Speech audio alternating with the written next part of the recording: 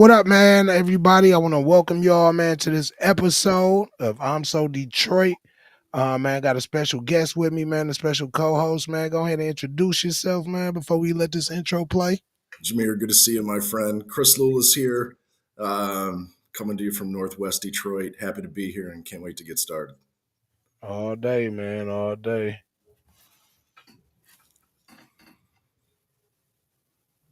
So, hold on, man. That is crazy.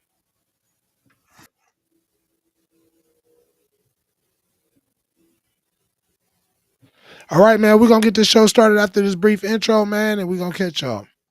Hey, I'm so east side, three fingers up, right by the Max sign. Detroit, where we eat coney after the homicide. And I ain't talking about amusement park, good chili fries, cheese in my safe, niggas snitching for half of that size. I'm so Detroit, the buff's white, the price right. I swear to God, they know who I'm is when I catch flights. That brown like a cinnamon roll. I caught that bag and went Antonio. I don't care if niggas trade me for. I'm so Detroit, I took nines now. Take new Hemis and race them shits up 8 Mile. Stop by the spot to grab something. Yo, man. Special day, man. First day.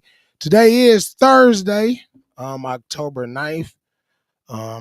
It's almost the weekend, man. So I like to say weekend eve. If you count Friday as the weekend, a lot of people don't count Fridays as the weekend, but I do. Especially after that 5 o'clock mark.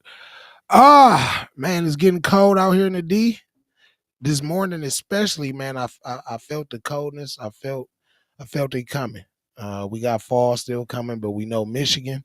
It could be some crazy weather. You never know what to expect as far as weather when it comes to Michigan, man. How was your morning?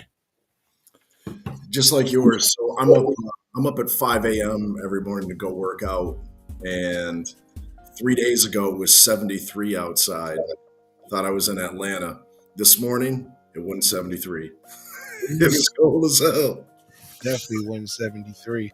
And downtown, man, especially when you downtown, man, you got that water. It tends to drop that temperature a little bit more. Today is going to be it's going to be a nice show, man.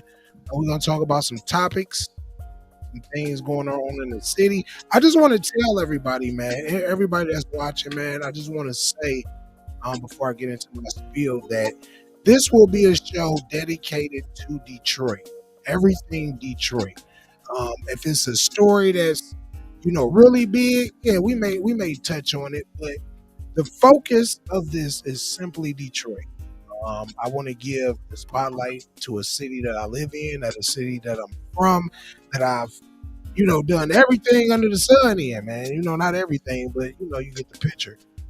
Detroit is a hidden gem. It also gets a lot of a negative publicity for what Detroit was known for back in the day.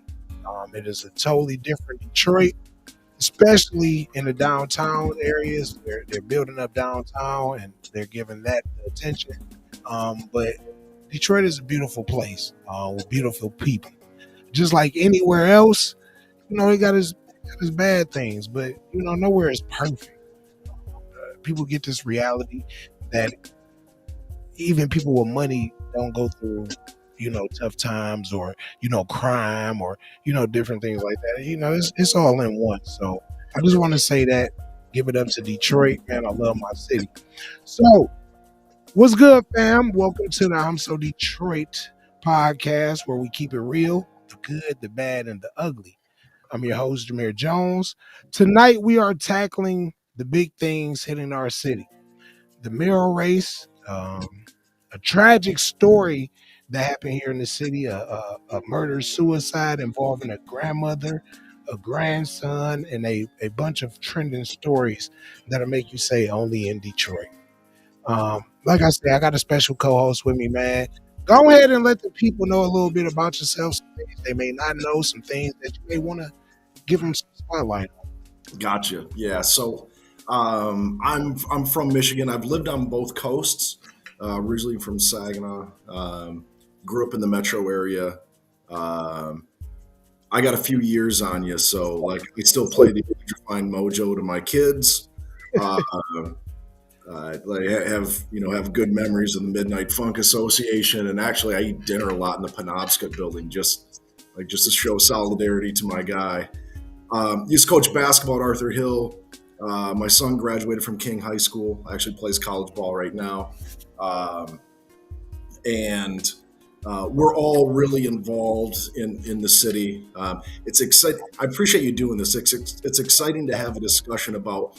There's this tension between the neighborhoods where we live in downtown and midtown and Corktown, and I think that can just be a little bit simple. Um, uh, I think every good city needs an urban core. And I think there are a lot of spots and neighborhoods that have gotten a lot better. But certainly, a lot to do. Um, so I'm an attorney. I'm a labor attorney. I do labor negotiations with unions around the country. And like you, I love this city. Never leaving. It's home. It's home. And the only thing that's going to kill me is the Harvey's giving me a heart attack tomorrow night.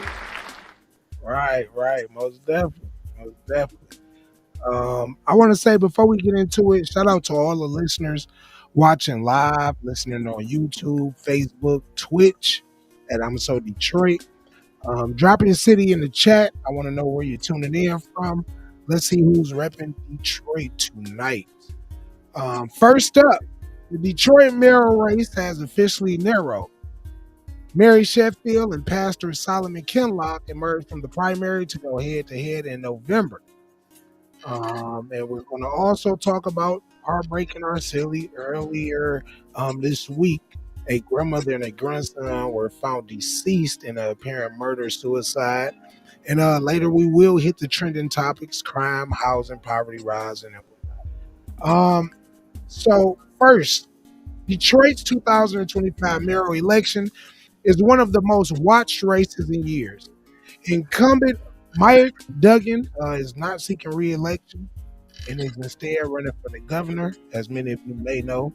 That leaves the field open in the August primary.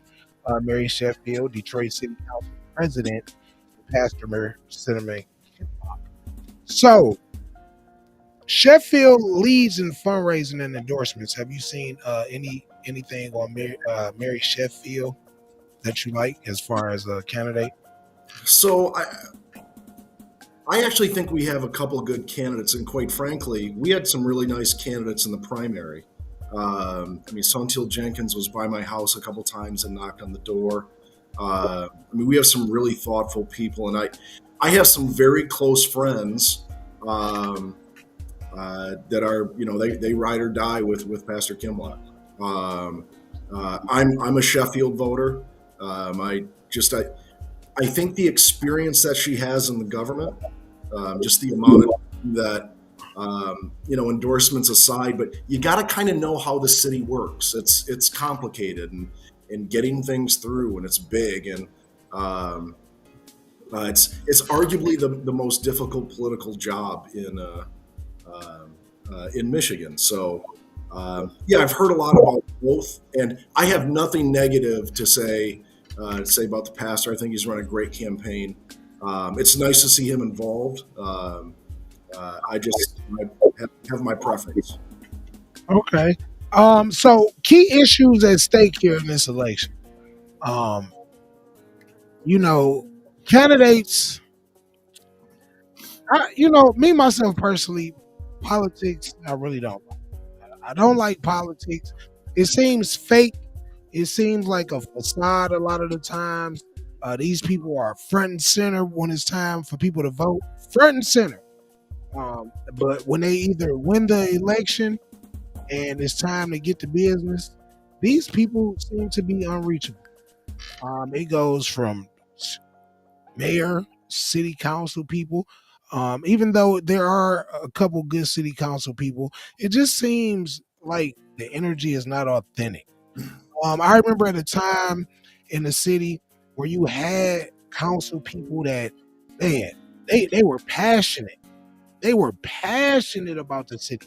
Like some issues that you wouldn't even think that a government official would take seriously. These people hit the pavement for it.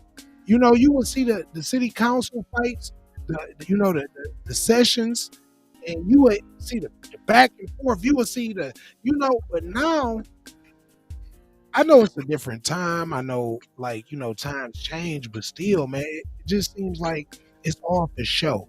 Um, Crime and public safety. Can the next administration reduce violence and improve policing?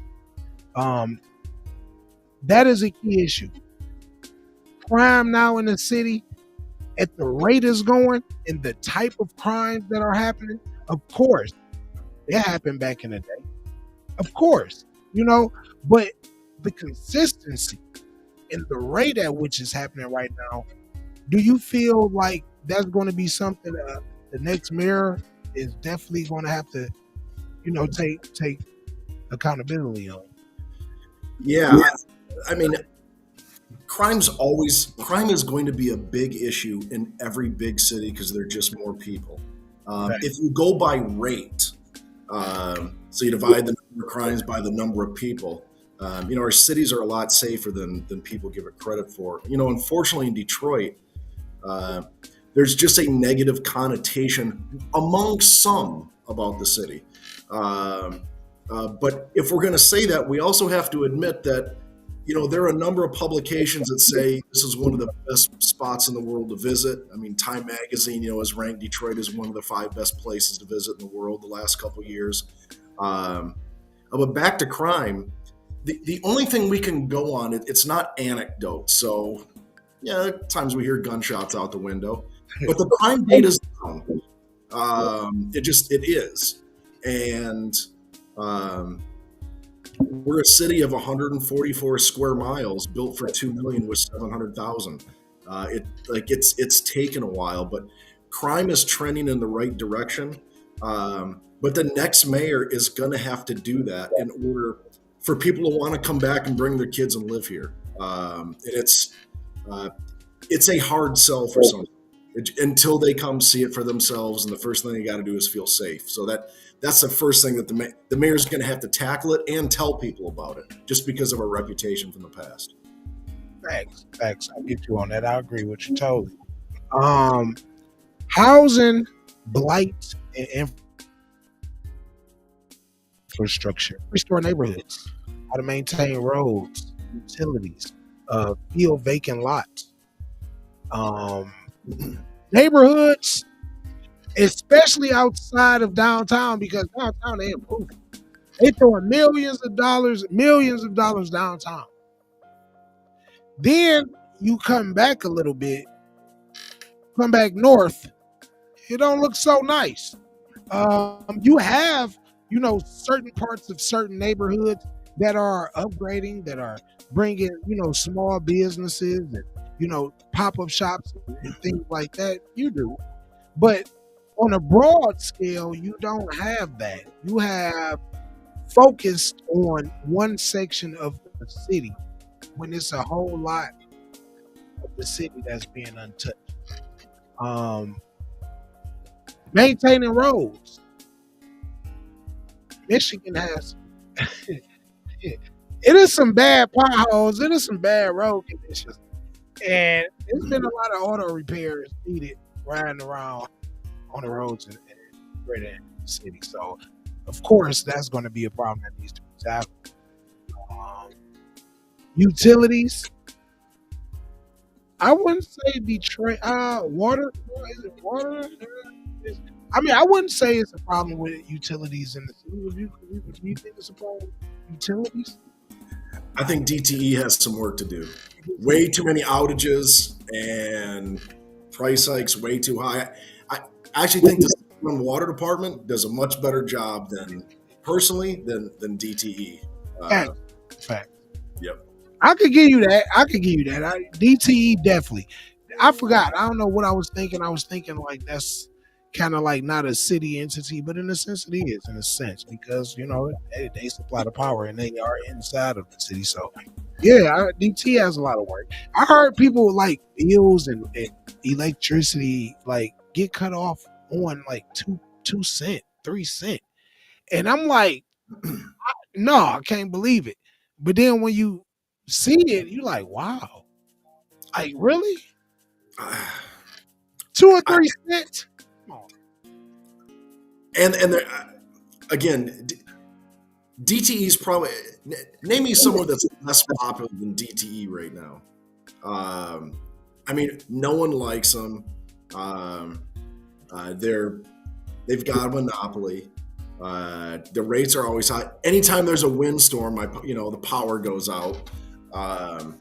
Yeah, so I can see that. Like I mean, I'm not going to bore all the listeners with boring stories about DTE, but I have no love for them. None.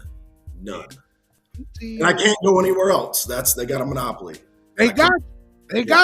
Man, I'm tired of DTE. Oh well, you can't go nowhere else, so you got to stick with it. And that's when you said a monopoly. That is because I remember at a point, I think it was like one company that was trying to like give them some competition. I can't remember the name because it was a minute ago and that didn't come into fruition. But that was the only time I seen DC have some sort of challenge by somebody, and that didn't even last long. So, do you feel like there is something that needs to be done about the monopoly that DC has? Well, it happens everywhere because it's a public utility. Right. So there really isn't much way around that, and there isn't anything around that because it's regional. So that the city doesn't have we don't have much control over that except for the pressure that our local politicians exert on them. Fact. Yeah, that's a fact. Now these vacant lots that are in some of these neighborhoods, these eyesores, because they are eyesores. Because you could go to one block, you will see 3 or 4 houses. Boom, lot, vacant, burnt, lot, vacant, boom, burnt, fire. And then there are some blocks in the city of Detroit that have one house on. There are. And you'll be like, what is going on here? There are. It's so the problems that face us, like a lot of the country, we were the first to experience it. Right, when manufacturing shrunk, we had all these plants here. Jobs left, they go overseas or they go south. Then people left, and we have this really, really big landmass that all of a sudden is empty. And there are the neighborhood. So to back up the neighborhood versus the downtown stuff, I mean. No one's going to build a skyscraper on Livernois and 6 Mile, okay? And a lot of that, that's a lot of that is private money that's doing it. That's not going to happen. But I know between 7 and 8 Mile and the Avenue of Fashion, because I eat there a lot because that's where I live. Like the streetscapes and stuff, they're really nice. I mean, you hang out there, in the summer, there's some really, really nice spots. 6 Mile and Livernois looks a lot nicer than it did 5 years ago. It does. It's hard for a city this big. Overnight, not everything's going to look we're just too big. But whether it's East English Village, over on the east side, which has some really cool spots, LaSalle Gardens, there are some neighborhoods that have really gotten a lot better. Yeah, and there's a lot. I mean, there's a lot more work to do. That's a fact. I mean, like you say, you can't build the most beautiful place overnight, especially the most beautiful. You can't do it overnight. So I agree with you. Especially, when the current, I may be a little upset with the current mayor right now, but and his choice of what he's doing in the gubernatorial election. But when he got elected, it's hey, we don't have street lights.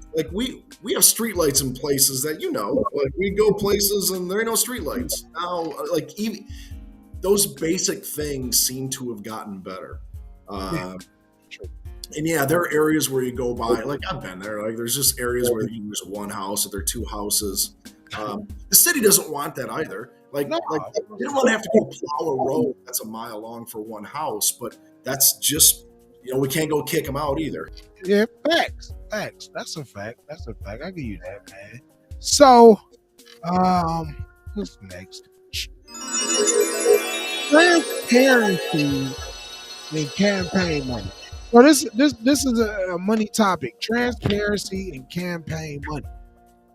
Concerns over dark money, ad spending, and donor influence.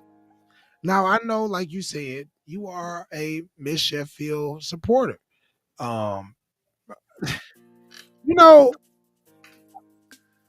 I'm not gonna act like it is what it is. It ain't what it ain't. She had recently got some tickets to the Young Jeezy concert, VIP tickets to the Young Jeezy concert.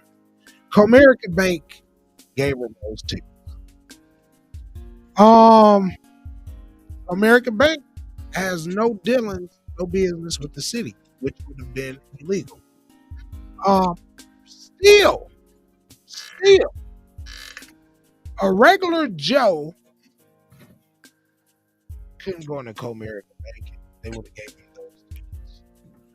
Um, they have no business dealings with the city. Now who's who's to say when Miss Sheffield gets in office, all of a sudden Comerica Bank has some dealings with the city? Why else? Why else would they give her Young Jeezy VIP ticket? Well, welcome to politics, brother. Politics. No, but Yeah, but does this go into the dealings, the dark money, does this show what is to come? Influence over. Now you see her with the ad that she had with all the local famous rappers, influencers, and stuff like that. Cool, cool. I understand. That's fine. But why does it seem like this is the cool mayor? Oh, she's the cool mayor. She got the swag. Mind you, this does influence younger voters, but these are also the younger voters who did not who was on an all-time low when they came out to voting for this election, the mayor. All-time low. Now, are you doing this to get that base that is not voting? So I'm gonna play this cool. Yeah, I'm the cool mayor. I'm because it kind of give me remnants of Kwame. Now I'm not saying that Kwame was bad.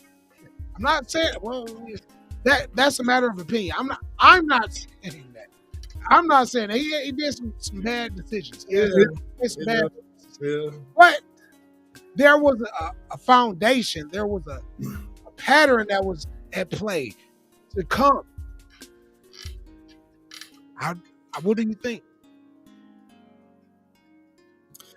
So money's in politics. Like it is, it always has been, it always will be. Um, uh, I think Mary Sheffield taking a couple concert tickets, whether it's good or bad, like I think it's going to have very little influence over decisions that that get made. Because quite frankly, if a bank wants to come, do business with Detroit, they're probably gonna need a higher bar than that. The other thing is it's not really dark because I'm guessing we knew about it because it was disclosed. Dark money it's the PAC stuff that we see now, where people can donate money to PACs that you can't see, and they create these really creative names, and then they just start running ads, and you have no idea what's behind it. And one of the PACs that Mary Sheffield is under fire for as well. She has a PAC that people are donating, and people want to know, like, who is this PAC? She's not letting information out about who's this PAC funding this, bankrolling this, and that was just made recent, like 3-4 days ago. Well, it depends if it's an independent PAC, she can't, because it can't coordinate with her campaign. If it's hers, if it's hers, and that donor list is probably going to be publicly available. That said, we've seen a lot of money flow to the Sheffield campaign after her poll numbers, because people like winners, man. And the people that are going to want to do business with the city, they're not going to want to be on the wrong side of her campaign. So once she had such a strong showing in the primary, she had a lot of money before. It was pretty clear who the business community and it was going to get behind. I mean, pretty clearly it was her. So, untraceable donations supplied thousands of dollars to a political group that spent big on promotional materials for mayoral candidate Mary Sheffield and has connections to her father. So, Mr. Reverend Sheffield. Detroit Next PAC, a political committee formed 2 weeks before Sheffield announced her candidacy in December, spent more than $212,000 on advertisements backing her primary bid and is funding new billboards and mailers. So, I mean, I guess a lot of politicians have secret, untraceable don't.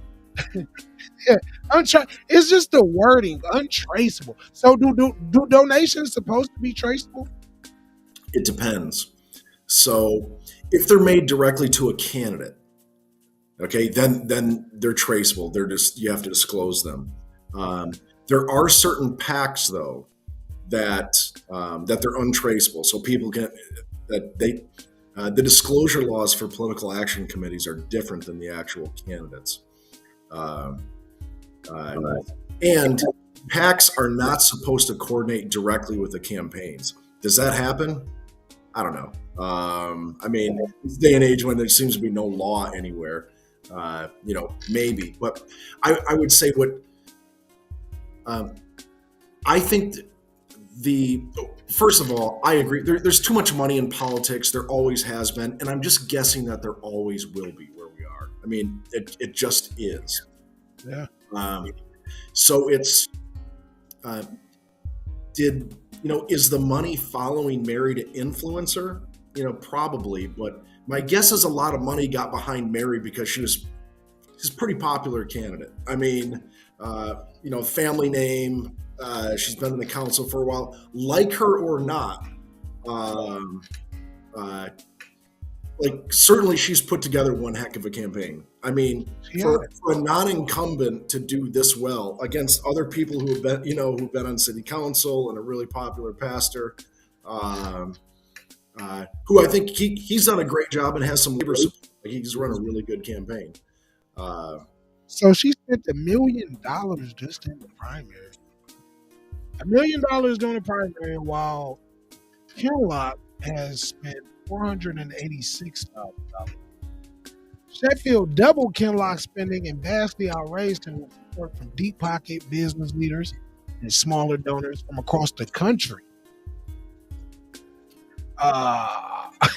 The support of political committees like Detroit's Next PAC further boost her financial advantage. Now, I agree with you. Money is going to always be in politics. Money is going to always, hey, I need it. But that doesn't mean it's always good for the city, or I agree. I totally agree. Now, of course, name recognition, it goes a long way. It does.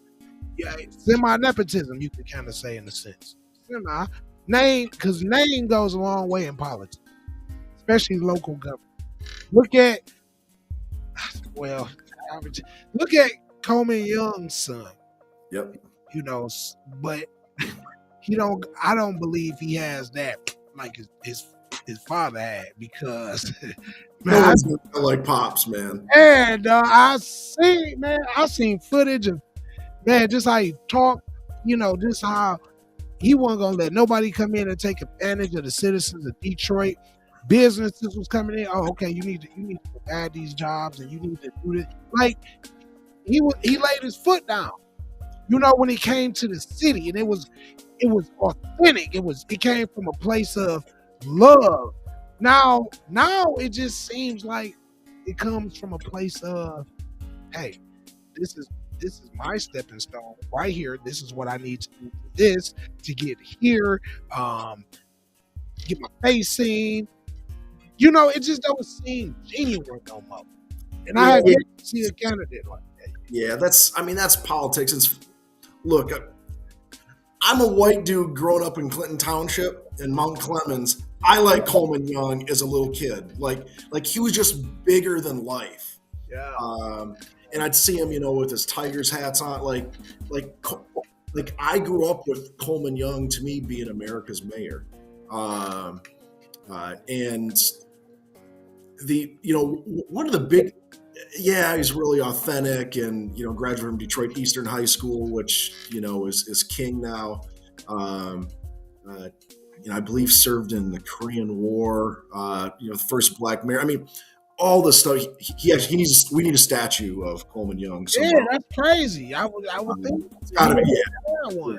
But the other thing that he doesn't get talked enough about is he was a really good financial manager. So, for instance, Coleman Young lived in a time when manufacturing started heading out of not just Detroit, but Flint and Saginaw and Pontiac and Cleveland, you name it. And he reduced the size of government commensurate with all the losses of jobs. Like he kept the city afloat. Like he was one of those guys where I can see why people love him so much. Because he wasn't going to take any shit from anyone. He was completely about the city, but he was just underrated, savvy, and smart. And I also think with all the investigations that happened to him, none of which turned up much, right? Like let's be honest, it wasn't for loud looking. When you're a 5-term mayor and no one really turns much up, you're probably doing pretty well at your job. Yeah. It's holding anyone to that standard is going to be tough. I gotta say, I think Detroit's really well managed right now. I think Duggan has done a nice job of managing the city. There are always going to be some issues about where is the wealth going. I get that, but I think for the most part, this it's hard to argue that the city's not better off than it was 10 years ago. Whether he uses this for a stepping stone to be governor or not, okay. I mean, maybe Mary Sheffield will too. And quite frankly, if they do, then we've got a Detroiter in Lansing, which is not going to hurt my feelings because I love the state. There's a lot of cool shit here, but the state of Michigan goes as Detroit goes. Always has, always will. Yeah, I mean, of course. But, it's just things that you wonder, that you can see a person and you be like, they seem just, hi, how you doing now? Like, I understand you got to be a character. You got to be some type of character for political office. It's just a given. You got to be some type of character. Now, as far as character, you could be a authentic person as who you are. Now, you could do that. But I mean, for the people who they wouldn't normally have the uppity, persona. They wouldn't normally smile as much. I'm talking about those people. Now, you got people that's like, what was his name in Flint? Councilman Eric was Eric Mays. Yeah. Eric Mays. Man, I loved Eric Mays. Just because it was real. It was we ain't putting on no flaws. We ain't putting on no facades. We ain't doing none of that. I'm gonna give it to you how I feel. If you don't like it, oh well, but I'm gonna still say it. Now at times it get a little, but you human. We are all human. Sometimes we do things. Sure. Let me push back on that though. Okay. So if you're a family wanting to move into a city, do you want to go to a Detroit City Council meeting, which the council pushes back when they have to, but it looks really professional to get a lot of stuff done? Or do you want to move to Flint? If you're a business that wants to invest in one of those spots, we can be as anti-business as they want, but I'll tell you, I work for one. A lot of us do. We all, kind of connected to the auto industry. The grandstanding, the goofiness, it's cool, but I actually want people to quietly just go get the job done that we pay them to do. A guy like Senator Gary Peters, who's retiring, He's not the most dynamic personality. He's not. But man, he just goes to work. Like Carl Levin, he's from here, so he's a lot more popular. The same way, dude just shut up and went to work. And I don't know. I'm not going to mention the old council people's names, but we remember what it was like, in 07, 06. It was just a circus. I don't want a circus here. I want a city that works. And yeah, might be fun for us to talk about on the podcast, but I just want shit to work for people. Like at that time, I think it went with that time. Like how times have changed, I don't think that would fly now. It would be, it would be so under the microscope that So yeah, it was a circus, but I just think at that time it did it. It went with it. Now you have a more diverse city council than you did back in the day. Two, you don't have the personalities like that. You don't have the old schoolers that did things their way, and if it wasn't their way, it wasn't their way. No, you don't have that now. You have a more I want to work with you. You have that type of thing. So yeah, it's calmer now. Because it's a lot more money flowing through the city as well. It's definitely as far as businesses coming into the city, it's a lot more. So you got to be kind of more business savvy, more professional. You can't have the, hollering matches and, name calling and damn near fights. You can't have that no more now because people ain't gonna want to do business, especially do business like this. You got a lot of business coming to the city of Detroit. I think we're better off. Like I like good governance, man, and we don't get it in a lot of spots right now. I like good governance. So as far as population and retention, I'm pretty sure Detroit wants to keep its youth, retain new residents, and reverse decades of decline. Because in no situation do you want it to go back to 06, 05, those times where downtown was looking like an old Western with the tumbleweeds after 5 o'clock when everybody was going home from downtown. It was dead. It wasn't nothing moving. Except a couple nightclubs. You had a strip club downtown, a grind. You had places like that were, kind of open, but, it wasn't really no business flow downtown.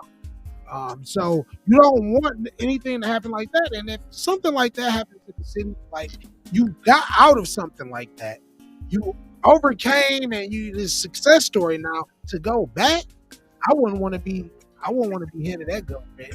I wouldn't want to be in charge if it did happen. But I don't think I just wish. I mean, we were close to losing Michigan Central Station, the Book Tower, the Book Cadillac.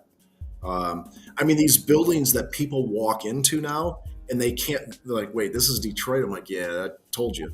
Yeah. It's as nice as anywhere else. Hell, 1 million people came to the draft. 1 million people came to and nothing bad happened. It was like nothing. Like 1 million people came, more than anywhere else. Our downtown is kind of unparalleled between that and the Riverwalk. Like there's a lot of good there, and I hope it continues. I also don't think that, again, when a lot of private investment is downtown, when there's stuff to do, restaurants and entertainment and sports teams, all that stuff. Like I get it can be frustrating that, hey, where's my tax break? Because you'd like one, I'd like one, right? Of course. I do think though that stuff helps draw people in. Detroit's always had this swagger. It's always been cool, but it might be cool to a population that wouldn't have considered Detroit, 10 years ago. Like the food's as good as anywhere. You just walk around these spots here, and people that have never been here are just blown away with how cool it is. The people have always been the best. I know we'll talk about my neighbor or whatever, like people we don't like. But Detroit people are the friendliest people in the world, and you can't tell me otherwise. Most definitely. Like you come to Detroit, and you're not gonna forget that you came to Detroit when you go back home. It's just a place that's gonna stay in your mind. Hey, I remember going to Detroit. Hey, that time in Detroit. Hey, Detroit. And like you have little iconic places.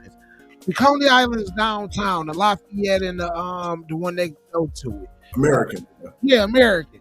You got that used to be. They had some they had some situations, but you got Belle Isle. You got you have things that are like, okay, like, man, I had a nice time there. You got the buildings with the old artwork, the granite, the stone, all that. You in these historical buildings, the Michigan theaters, and all that. That stuff is history. Yeah. But it gets lost.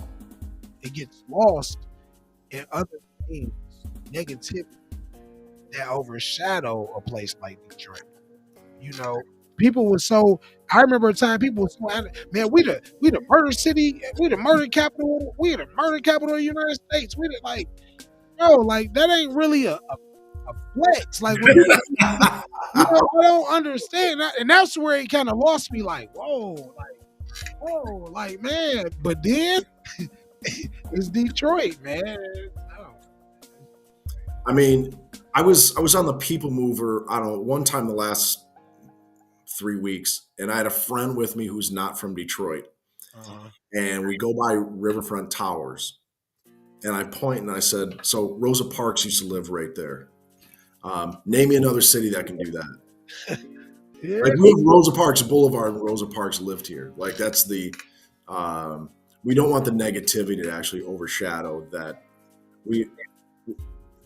We have some absolute icons here that this city has been as influential in the country as anywhere else.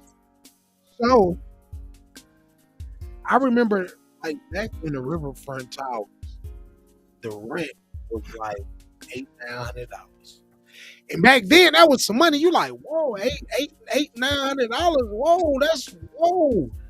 Now you look at $900 and you be like, oh, okay, I can do that. It became the norm.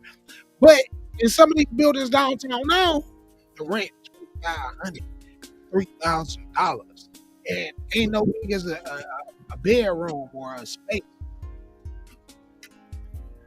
Yeah, it's expensive. Then I look at it like, what is the mayor going to do for affordable housing? I want to stay downtown. So you telling me that just because I don't make a certain amount of money, when I could live downtown, I could, but now I don't make money, I can't stay downtown. So what are you going to do about affordable housing downtown? You see these people be like, yeah, we built 80 units, 20% low income. That 20% is like 4 apartments. Like that's the, what you call that? That's the way they maneuver around getting these. There's some there's some low income or rent stabilized requirements in order to probably get some of the tax credits. I know, man. On the other hand, so without that stuff, you just said, we used to have the tumbleweed downtown. Everything's more expensive now with tariffs and construction costs and like stuff. People that worried about the price of eggs and groceries a year ago, maybe it wasn't eggs and groceries they were worried about, and maybe they were just worried about someone else, because they ain't complaining about the stuff now when it's more expensive. It is, Jameer, to the point though about affordability. That's a tension in every city, and even here, especially when maybe some affluent people move into a city and displace people that never left, that have been here and that stuck it out.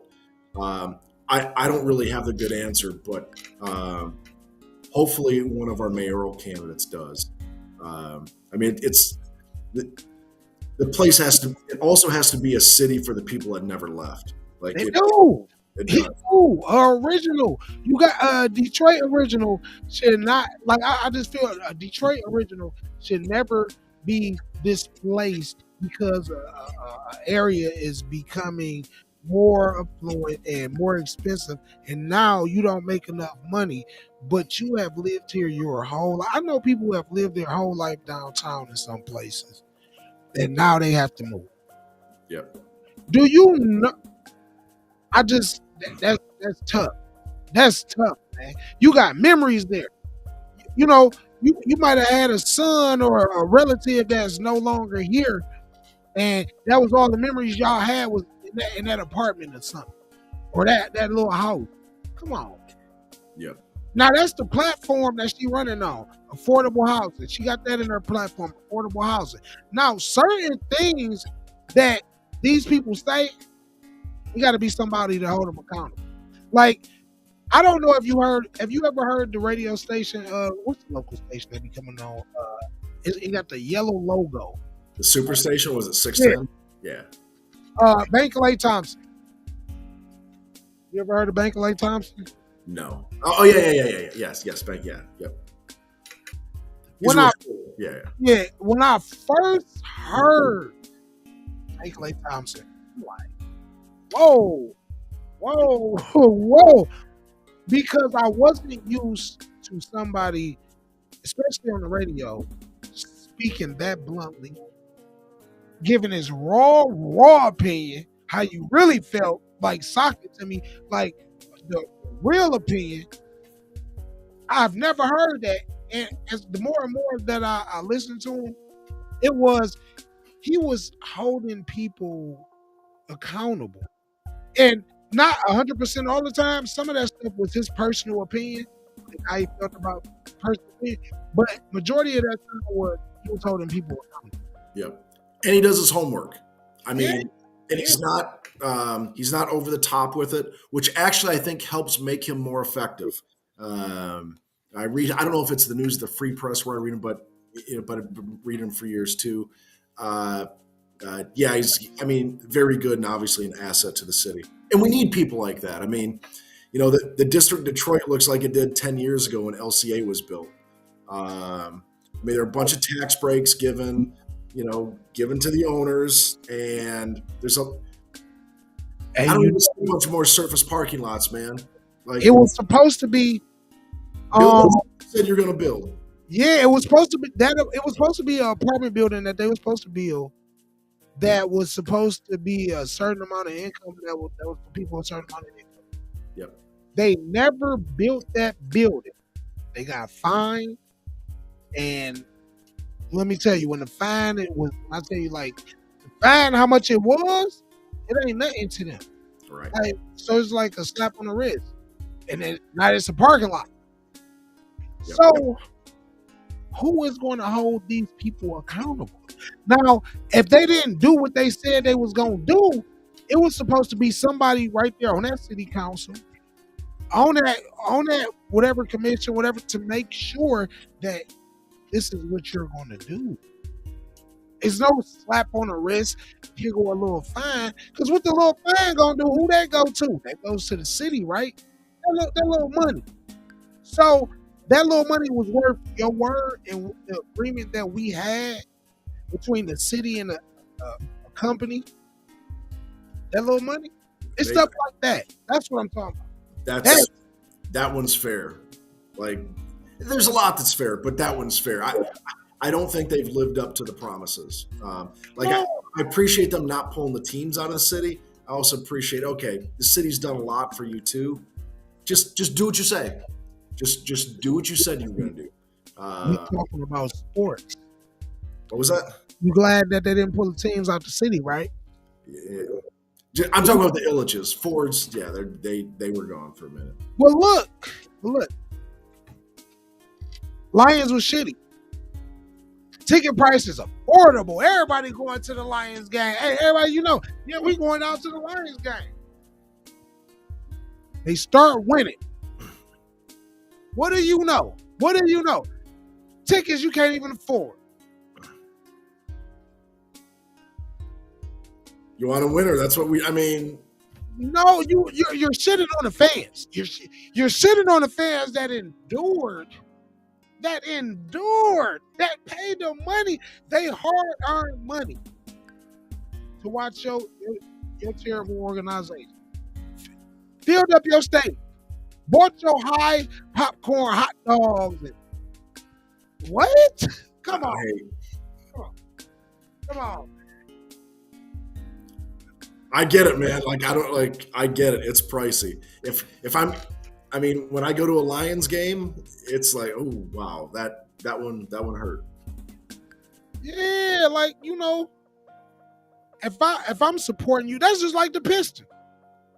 You see everybody at the Pistons game. Nah, man, you got the little ice cam, you got the little, they be doing their thing. You got that now. They on the come up. They are. We should be really good this year. So let me tell you, next year, and they continue to do good, watch how them take it back. Of course. You're not gonna see everybody at the game like that. You're gonna see, if you do see people at the game, you're gonna see it. People different crowd. There you go. You'll see a different crowd. Yeah. There you go. You can't tell me these teams can't designate like areas. Come on, little areas around for people. A little. Hey, this for the supporters.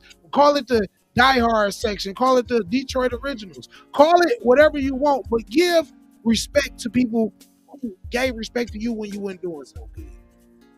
Teams. I've sat through with season tickets, man. I've sat through a lot of bad Piston seasons. Man, what? I believe. I had a little ticket package during COVID, so there were only like a few of us that were allowed in, had the mask on, and the team was awful. But I'm a Piston guy, so. Yep. So you roll with it. I mean, I respect that, and that goes for the Lions too. The 0-16 seasons, the 3-4 wins season. You like, what is this? This ain't it. What is this? Like it's terrible. But now you like, man, $300 for a ticket. Yeah. You like, I really gotta like that girl that I take to the game, man. Like you might just solo dolo on yourself. I'm gonna go solo. I mean, just solo. Like if you really like them like that, you know what I'm saying? But anyway, the Pistons are doing well. Bickerstaff is the coach, right? JB Bickerstaff, right? I believe. Yeah, and he's. We got lucky to get JB. We should be happy Cleveland fired him because that was. What he's done for those young guards. I mean, Cade's a top 10 player in the NBA. He'll probably be an MVP candidate this year. I would have liked to have seen the Pistons add a little bit more during free agency because I think, especially with Tatum hurt in Boston, I think the East is wide open. With Halliburton hurt, so if the Knicks are the class of the East, well, we arguably were better than the Knicks last year. Bickerstaff's fantastic. He's got a good staff. Sydney Lowe's on staff. Luke Walton's on staff. Luke Walton? Yeah, yep. I remember Luke Walton was a head coach at one point in time, man. Was. But hey, good to see that. But yeah, the Pistons, it's good to see any team that was down for so long. And they just, they win it. That do something for the city. Might give some type of boost, encouragement to the city. They just do. I wish, is the Tigers still winning? Yeah, so they won last night. Game 5 is in Seattle tomorrow. So Game 5, who up? The Tigers up? It's 2-2. 2-2. Yeah, tomorrow. Whoever wins tomorrow goes to the American League Championship Series. So yeah, Scooble's on the mound. We're in Seattle. Have they won any in Seattle? They won the first game. So they won the first game. I think last Friday. Lost the second. So they've won and lost every other game. They got to break that streak. They got to win tomorrow to keep the season alive. Do you think they're gonna do it? Honest opinion. You're a Tigers fan, but do you think they're like? I know a real fan will never say, "Nah, I don't think." But they've been so bad. But man, like I'm drinking the Kool-Aid, man. I mean, yes. Okay. Yes. He got the full. We got the best pitcher in baseball on the mound tomorrow. Yeah. Yep. Okay, I don't see. I'm gonna be honest with you. I don't know one. I don't know one Tiger player on the Tigers. I remember it was a time I knew Justin Verlander. The Prince. Miguel Cabrera probably, who's Cabrera. Yeah, but like people like that. Now it's like who? You could name one person's name on the Tigers. Just like say his name, and I'd be like, who is he? Like I don't know who. I don't know who he is. all you got to know tomorrow is Tarek Skubal. He's our starting pitcher. He's the best pitcher in baseball, and he's pitching tomorrow. That's the only guy you got to know. The rest of the guys, we've got some talent, but there isn't anyone as we don't have Miguel Cabrera walking through that door right now. Not at all. Not at all. Miguel Cabrera, man. And that's crazy. It's gonna be a cycle because I don't know too many. I don't know nobody on the Tigers. The Pistons, I know people now, but it was a little stretch where I'm like, who? Like, who is this? Oh, that's right. Yeah. Yeah, the Lions. The Lions always had somebody. I know, like they always had somebody. It was either a receiver or quarterback or something like that. Do you remember the Lions win? What was his name? Oh, maybe Brett Pyramid. Do you remember that? Yeah. So they had Brett Perriman and Herman Moore. Yeah. And they had Johnny Morton was there too for a minute. So like they had those three receivers all at the same time. Those guys were studs. Like those guys were studs. Perriman was fantastic. Yeah, man. Barry, of course, all-time Detroit Lion, man. Barry's Best ever. Man. I'm not saying he had the best career ever. Kelvin Johnson's the best wide receiver ever. Like for one game, give me Megatron. He's the best ever. You knew you was gonna see some spectacular catches. You was gonna see some long balls. You knew it. So that was good times, man. Like Lions ain't really had too many good times, but the good times. We had some good players. These are good times that we walk into now. We feel like it's funny how entitled we feel. Like walk around with. All those years, man. Hey, at one point in time, you didn't even want to say you was a Detroit Lions supporter. You did not want to say that. You was like getting clowned. You like, oh man, who your team shitty? Like you were not getting no love. But I'm glad things turned around. The Pistons on their way. I don't know about the Red Wings. I think they're struggling to make the playoffs. Yeah, they're okay. They're the fourth, so they're the fourth best. What happened to the Red Wings? They just can't get it right, man. That was a major drop off. The Red Wings had a major drop. They were like the Yankees. Like the Red Wings were like the Yankees. We had the best talent every year. It happens. Like it's a cycle. It sucks because like a lot of people like hockey, around here. But it's hot. Like facts. I used to say it's a basketball city, but Detroit's actually kind of a football city now. If you think about it, like we got more players in the NFL from Detroit than any other city. But in the metro area, like all the best travel teams, so the club teams, so the equivalent of AAU in basketball, like they're all here. Like all the best hockey teams in the country are here, and kids move into town to come do that. Yeah, Red Wings. Man, I hope they can get it together. It's nice when we got the resources. It's nice when all those teams are good. And as a basketball diehard, like you, man, it was just hard watching the Pistons be so bad for so long and losing, 23 games in a row. And then all of a sudden we woke up one day and we were good again. I don't like that's the past. That's right. That's right. We doing good. We got Sonic and Knuckles. You got, but this is what I do question. You have all these people that you drafted, that became stars, people that they were gonna do anything, blah, blah, blah. At a point in time, how can you keep all these people? Well, they're gonna struggle doing it. Like I think that's why they don't go out and like we got to go get a cornerback because of all the Rakestraw didn't start the season, so he's out for the year. Jay Reed, our top cornerback, he's injured reserve. Terrion might be out for the year. They got to go get somebody. They're just bringing dudes off the street. And quite frankly, they need another defensive end too to put next to Muhammad and Aiden. They need another defensive end. Davenport's hurt. Like they got to go get some guys because those guys are going to wear down. It's a long season.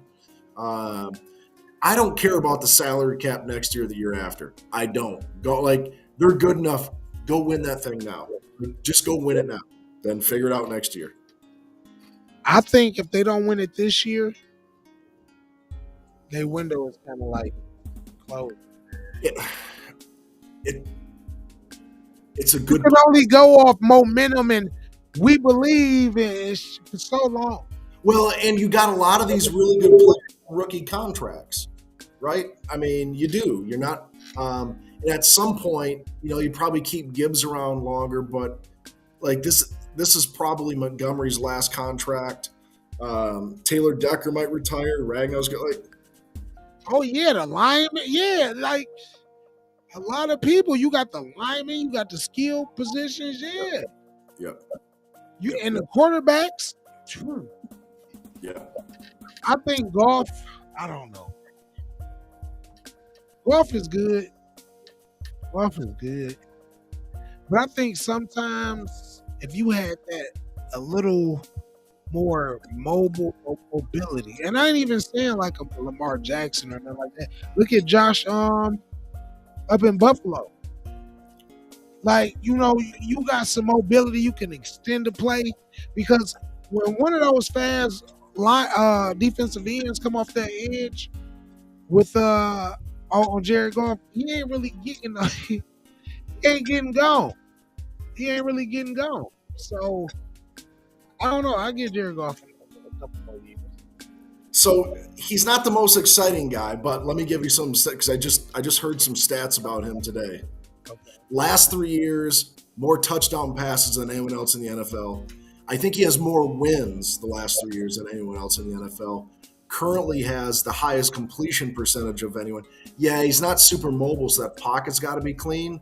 I don't know who's a better quarterback between him and when Stafford was here. I know on fourth down, I want Jared Goff throwing the ball. Like against the Ravens, even against the Niners when we lost. Josh Reynolds need to catch that shit. Like Goff is just money, it seems like, in the biggest situations. I know that last game wasn't awesome last year, but I think some of that was our offensive coordinator who had one foot out the door of Chicago, right?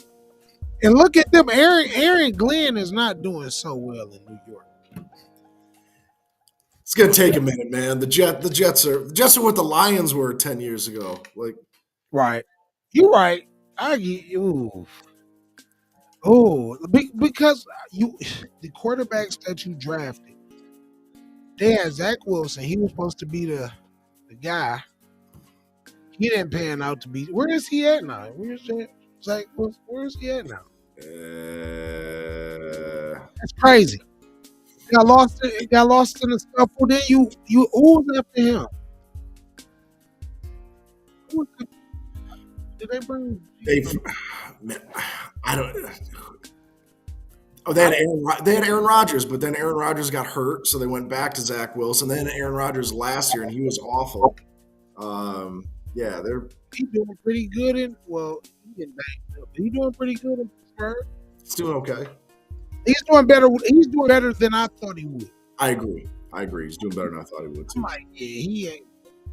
Hey, when there's a will, there's a way. But hey, man, I want to thank you, man, for joining me. And we okay, pretty nice show, pretty decent time, man. Man, thanks for having me. This is so much fun. Yeah, man. Whenever you want to come back, man, you always welcome, man. No problem. Discuss any topic that I may have on for that day, man. And rock it out like that, man. Let the people know where they can find you, man. Social media handles, man. What you got going on? Yeah, so MSU Lew, so MSU LEW on on TikTok, Chris Lulis on Instagram, and Chris Lulis on Facebook too. So yeah, good to hear from everybody. And thanks for doing this. It's always cool to talk about the best city in the country. And we're All day, man. All day, man. There's so much history here in this city. There's always stuff to talk about here, man. Whether it's, things that happened and I didn't discuss the one story, man, but I'm not even gonna discuss it, man. I'm gonna bring the episode in on a positive note. I ain't gonna talk about the negativity yet, because it's a lot going on, but it is what it is. All right, fam, that's a wrap for tonight's heavy but needed conversations. The Detroit Mayoral race. We want to hear from you. Do you trust Sheffield or Kinlock more? What issue keeps you up at night? Drop a comment, message me, tag us. I'm so Detroit. If you're listening or watching, hit the like, subscribe, share this episode. Let's spread these voices. And next week we will have some more topics. We'll let you know in the beginning of the week, man. So want to appreciate my man's Chris, MSU. MSU. There you go. MSU go blue. I'm gonna say go blue. Hear that note on that note, man. So y'all be easy. All right, brother. Take care. You too.